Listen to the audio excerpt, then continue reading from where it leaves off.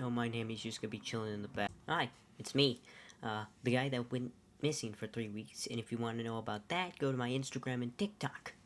But without a transition, say, do you like video games? Of course you do. You know what's a video game? Smash. So Smash Bros, the long-awaited title from the Smash franchise from Nintendo, our boys down in Japan. Smash Bros, specifically Smash Bros Ultimate, was the long-anticipated sort of revival to the franchise as Smash Bros Brawl, and I'm pretty sure Smash Bros Wii U was the last we saw of these characters. Smash Ultimate was a huge success, and was also the starter-up for the Switch. It was the first console, the first Nintendo console I ever played, except for that NES my dad had as I played wrestling on it. But without a sort of subject to talk about, Smash Bros. Was actually the first video game I played under the Nintendo license. Next to the Wii U, but I just used that to play Skylanders. But the main thing is that Smash Bros. Was a huge success, and with huge successes, normally comes copies. This stuff. So in this little 3 playlist franchise little thing I'm doing, I'm going to be acknowledging why Smash Bros. Was a success, but whereas stuff like Multiverses and Nickelodeon All-Stars Brawl sort of failed in comparison, even though both of those things were very hyped up. In this first installment, we're going to go through why Smash Bros. Didn't die. In the second installment, we're going to go through why Multiverses and why the other one, essentially, the first one's going to be simple. I'm just going to focus on the first one. I don't know what the second one is. The third one's going to be about DLC. The first one, however, is going to be about the first thing you think of whenever you think of Smash Bros. The fighting. So, Smash Bros. Gameplay is simple. There's a screen. This is a screen right here. The screen essentially tells you what you want to pick. You know, where place to go. What kind of things to see. Essentially picking a map. You pick your map. You pick your map. And you select the character. Multiverses has the same thing, but there are a couple of stand-ins on why Multiverses and Nickelodeon All-Stars Brawl failed, and Smash Bros. Succeeds with its character roster. So, you pick your character, and you really like the fight. It's tight, it's fresh, it's nice. Then you go to Multiverses and Nickelodeon All-Stars Brawl, and you pick your character, but the fighting feels less tight, less aerodynamic, less good. And the fighting feels like piss. That's the big difference between Smash Bros. And everything else. A lot of the other Smash clones try to do a fighting style that's essentially just a sort of rip-off. It feels like the fighting style from Smash, like what I'm seeing right here, should be feeling like, you know, a fight from, like, Smash Bros. But it's not. It feels a lot less tight. It feels a lot less good. It's not as fun.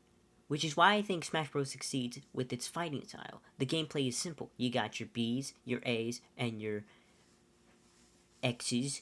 You got stuff like that. Even though, like, 2 of the buttons are attacks, it's still good. It still somehow finds a way to actually, you know, be structured. You know, you got your down As, your up As, your down side As. Then you got your big B attacks. These things are essentially just laser, beam, and stuff like that. You know, I'm not gonna explain what that means. You guys played a Smash game, right? Essentially, you know, one big attack, you know, B is one big attack, and A is one small attack. That's it. And aside from this little joystick right here that does a little bigger attack, that's about it. It's simple, but it's pretty easy to understand. So, which is why it's easy for me, a not very good gamer boy, to play Smash, but it also takes a while to get to Multiverses.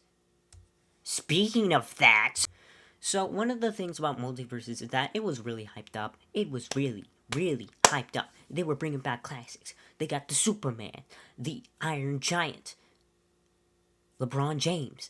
But there was also something about it that felt a little gimmicky. You see, with the character roster of Smash Bros, excluding the DLC, it was pretty big, to say the least. It was pretty big characters. from the start, even though you couldn't unlock them all the way and you just had a couple of characters like these, like Fox and Kirby and the Mars, it still felt pretty big. But the more you unlock, the more big they get. Then you got your Mii Brawler, your Zeldas, your the Basheiks, and the Incineroars. With multiverses, kind of just felt bland. Bland as boys. Not to mention that a lot of the characters didn't feel right. Especially since Masaru Sakurai specifically said that he wouldn't add Ridley because he was too big, and then a couple years later, Multiverse came back with Iron Giant.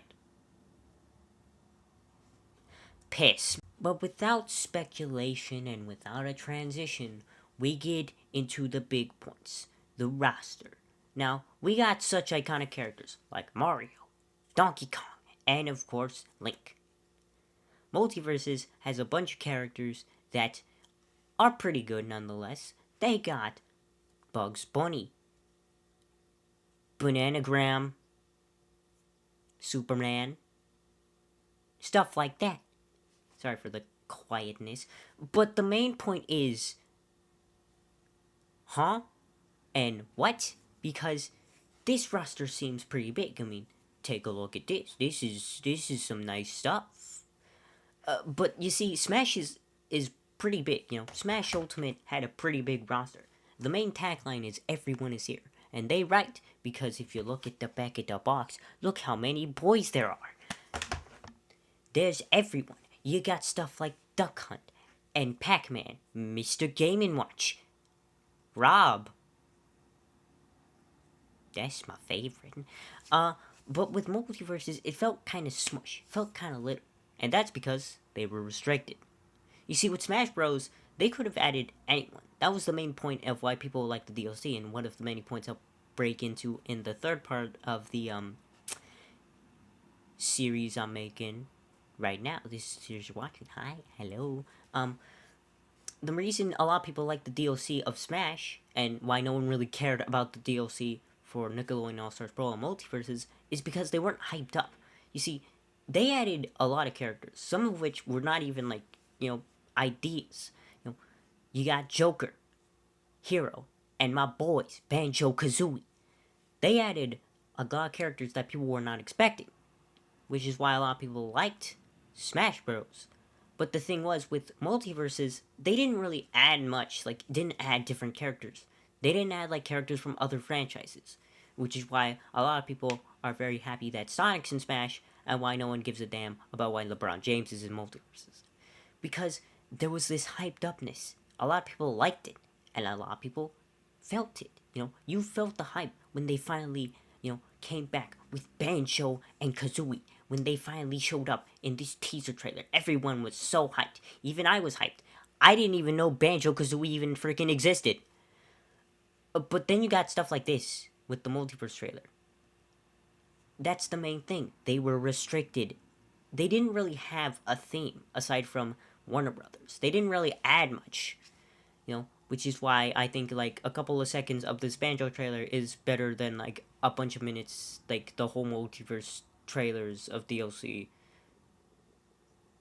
than that. Yikes. But the main point is that they were restricted. That main word, restricted. They had to have characters from their own franchise, which I know sounds bad, with the Nintendo thing, because Nintendo had a bunch of characters that were from their own franchises. But the thing was, they were spread out. There were characters that they wouldn't expect, like Snake and Bayonetta and freaking Rob, once again. And with Warner Brothers, they had such big characters they could have added, but they decided not to. That's the main thing, is that it's so weird that a billion dollar company like Nintendo and Warner Brothers have similar games but do different decisions, which is why I think Nintendo made a big point by adding different types of characters, and which is why I think the reason Steve from Minecraft makes sense, but LeBron James, no, don't do that. The main point is that a bunch of the characters, they could have added a whole bunch of characters, like Gumball and Regular Show and Dexter, but they didn't. whereas Nintendo stuck to their guts and added what they wanted to add. Specifically, another case is with Nickelodeon All Stars Brawl. People, a bunch of people, like, I mean this in the most intense way, a bunch of people were asking for Hugh freaking Neutron. I don't know why, they just did. And even the actor that played him wanted him, not in Smash, but in Nickelodeon All Stars Brawl. And Nickelodeon did it, which I feel like really shows how Nintendo did a way better job at doing DLC.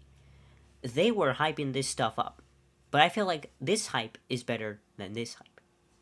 The main thing is that Nintendo stuck to their guts. They never told anyone who was gonna be in there. They never cracked and like added Gino or Goku. They added who they wanted to add, and I feel like that's a good idea. Whereas Nickelodeon Multiverses added whatever the hell they wanted.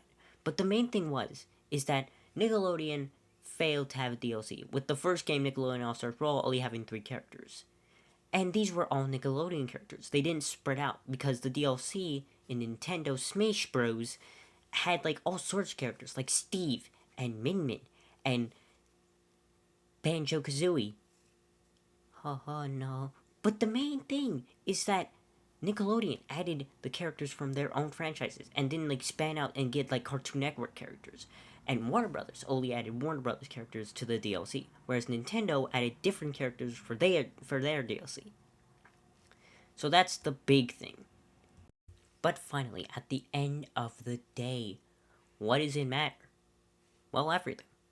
The character roster in Smash is so good, I'm pretty sure everyone's heard of it. Everyone has a certain main they do. Like, everyone, and I mean everyone, has something to love about Smash. Because this was the first game I got for my Nintendo Switch, and sorry for that abrupt cut and me not sounding good. My computer's acting weird, and it's the next day. So yeah, that's probably the main reason that, reason why Smash Bros. Is so good. Is because you can literally pick it up anytime, any year, and it will still feel good. Like, no doubt about it.